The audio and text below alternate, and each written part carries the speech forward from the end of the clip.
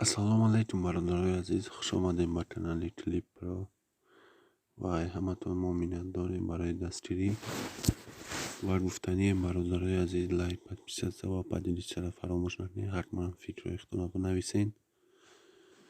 و برادرای عزیز، سلسله فیلمی که در نقش بهرالدین صبور بازی میکرد و سنگ به گوری لیلی بهترین سلسله فیلمی تاجیکی است و در یک روز 189,000 آدم تماشا کرده است و باور کنید یوتیوب رو قریب رفاند و این فیلم به حد تاثیر بخش است و برای عاشقان است. کسانی که تماشا میکنند میفهمند و گفتنی هم برادرای عزیز که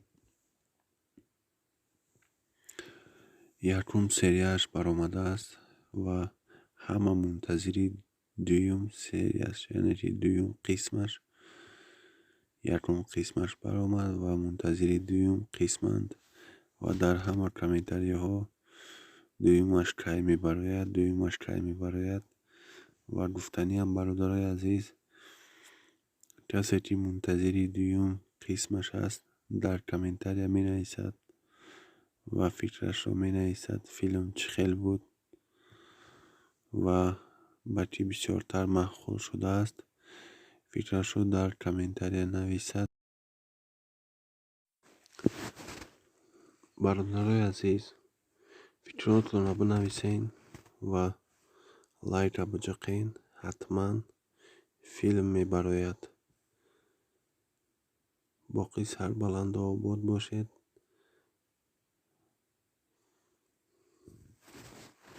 گلی سیبرده پایاندازی پاید، گلی سیبرده پایاندازی پاید، همه خوشبختی های دنیا برآید.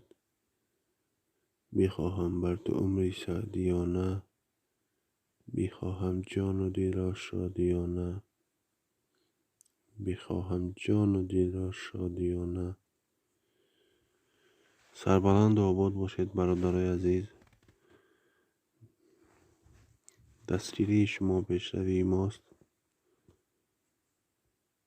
پناهتان به خدا باد.